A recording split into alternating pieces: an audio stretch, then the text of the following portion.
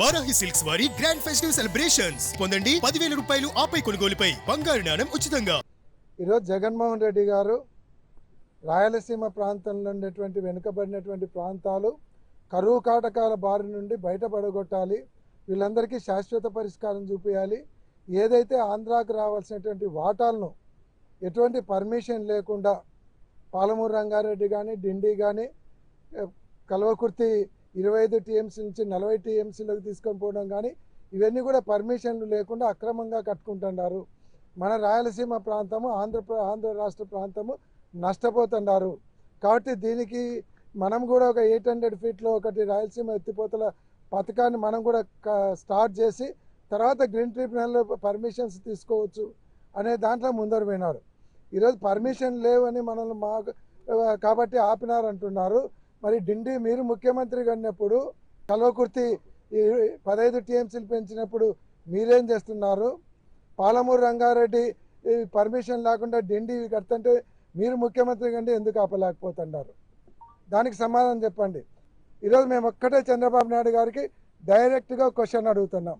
రేవంత్ రెడ్డి గారు చెప్పింది నిజమా అబద్ధమా? మీరు ఇద్దరు మాట్లాడుకొని రేవంత్ రెడ్డి గారి కోరిక మేరకు ఈ రాయలసీమ ఎత్తిపోతల పథకాన్ని ఆపి రాయలసీమ ప్రజల గొంతు కోయడానికి మీరు సన్నద్ధమైనారా?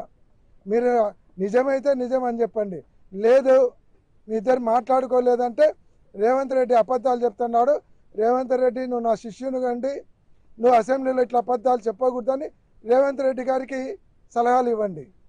ఏదో ఒకటి మీరు మాట్లాడినారా లేదా అనేది రాయలసీమ ప్రజలకైతేనేమి ఆంధ్ర రాష్ట్ర ప్రజలకైతేనేమి క్లారిటీ కావాలి. మీరు క్లారిటీ ఇవ్వమని చంద్రబాబు నాయుడు గారిని డైరెక్ట్గా అడుగుతున్నాం. కాబట్టి ఈరోజు గ్రీన్ ట్రిబ్యునల్ పర్మిషన్ ఈరోజు తెచ్చుకోవాలంటే మీకు 5 నిమిషాల పని.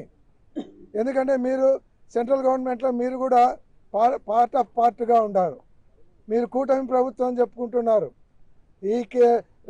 మీ అమరావతి కోసము అంత లాబింగ్ చేసి 1,00,000 ఎకరాలకు లాబింగ్ చేసి పర్మిషన్ తెచ్చుకున్నారు. తర్వాత 1,00,000 కోట్లకు అప్పులు తెచ్చుకోవడానికి లాబింగ్ చేసినారు. రాయలసీమ ప్రజల గొంతులు తడారిపోతుంటే దానిని ఆదుకోవడానికి ఆ మాత్రం లాబింగ్ చేసి గ్రీన్ ట్రిబ్యునల్ నుంచి పర్మిషన్ తెచ్చుకొని దీన్ని స్టార్ట్ చేయలేదా? నేను తెలుగుదేశం పార్టీ ఎమ్మెల్యేలకు మంత్రులకు ఎంపీలకు కూడా చెప్తా ఉన్నాను. మీరు ఈ టైంలో చంద్రబాబు నాయుడు గారిని కానీ కూటమి ప్రభుత్వాన్ని కానీ ఒత్తిడి తెచ్చి రాయలసీమ ఎత్తిపోతల పథకాన్ని మళ్ళా పునఃప్రారంభించకుంటే మీరు ఈ ప్రాంతంలో మీకు ప్రజలు రాజకీయ సమాధి కడతారనేది కూడా గుర్తుపెట్టుకోండి అని కూడా వాళ్ళకు కూడా చెప్తున్నాను. ఖచ్చితంగా దీన్ని చంద్రబాబు నాయుడు మళ్ళీ పునఃప్రారంభించకుంటే తీవ్రమైనటువంటి పరిణామాలు ఎదుర్కొంటారు. ఈ రాష్ట్రంలో ఉన్నటువంటి రైతులు ఇతర పార్టీ వాళ్ళందరినీ తీసుకొని మేము పోరాటాలు చేసి ఒత్తిడి తీసుకొని వస్తాం. దీనికి మాత్రం జగన్మోహన్ రెడ్డి గారు మళ్ళీ ముఖ్యమంత్రి అయినాడంటే ఖచ్చితంగా ఈ రాయలసీమ ఎత్తిపోతల పథకాన్ని పునఃప్రారంభించడం ఖచ్చితంగా జరుగుతుందని కూడా తెలియజేస్తూ ఉన్నాం. ఇప్పుడు నేను కూడా చెప్తూ ఉన్నాం, తెలంగాణ ప్రయోజనాల కంటే కూడా తెలంగాణలో రాజకీయ ప్రయోజనాలు ఆశించే అక్కడ పార్టీలు కానీ నేతలు కానీ పనిచేస్తున్నటువంటి పరిస్థితి. అది వాళ్ళ రాజకీయాలు, వాళ్ళ పార్టీ నేపథ్యం, వాళ్ళ రాష్ట్రం. అది అక్కడ రాష్ట్రంలో అక్కడ రాజకీయ నేతలు మాట్లాడేటువంటి కానీ వాటిని మన రాష్ట్రంలోకి చొప్పించి ఇక్కడ రాజకీయ లబ్ధి పొందాలనేటువంటి ఆలోచనతో ఈరోజు ఇక్కడ వైఎస్ఆర్సీపీ పార్టీ పనిచేస్తున్నటువంటి పరిస్థితి.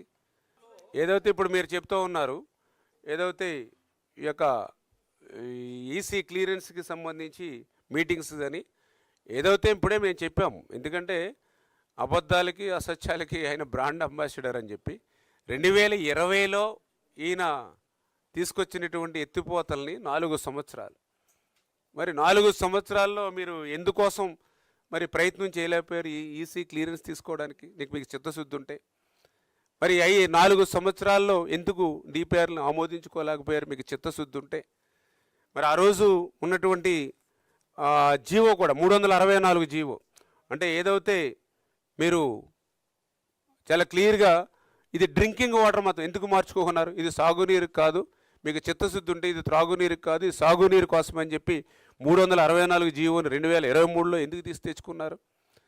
మరి మీరు ఎటువంటి ఈసీ క్లియరెన్స్లకి వెళ్ళకపోవడం వల్లే ఆ రోజు మరి పెనాల్టీ నిమిత్తం కూడా ఆ రోజు మీకు షోకాజ్ నోటీస్ మార్చి నెల 2024 మార్చి నెలలో మీకు షోకాజ్ నోటీస్ ఇచ్చి 2.65 crores జరిమానా విధించినటువంటి పరిస్థితి. అంటే ఇవన్నీ కూడా మీ హయాంలో జరిగినాయి.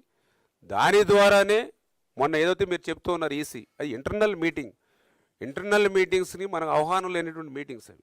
ఆ ఇంటర్నల్ ఈసీ తీసుకునేటువంటి డిసిషన్లో ఆ యొక్క ఏదైతే గత వైఎస్ఆర్సీపీ ప్రభుత్వంలో వాళ్ళకి జవాబు లేనిటువంటి పరిస్థితి, ఈసీ క్లియరెన్స్ ఇవ్వలేనటువంటి స్థితిలో వాళ్ళు నిర్ణయాలు తీసుకునేటువంటి పరిస్థితి. మేము మొన్న వచ్చిన తర్వాత ఆ 2.64 ఏదైతే మనకు జరిమానా విధించారో దాని మీద కూడా మేము రెస్పాండ్ అయ్యాం. ఈ జరిమానా విధించడం కరెక్ట్ కాదు, దీన్ని ఎక్కడ కూడా ఉల్లంఘనలు అని చెప్పి మేము కూడా ప్రభుత్వం తరపు నుంచి ఈసీకి కూడా మేము ఆల్రెడీ మనం కరస్పాండెంట్ కూడా రిప్లై కూడా ఇవ్వడం జరిగిందనే విషయాన్ని కూడా మీ ద్వారా కూడా అందరికీ తెలియజేసుకుంటూ ఉన్నాం.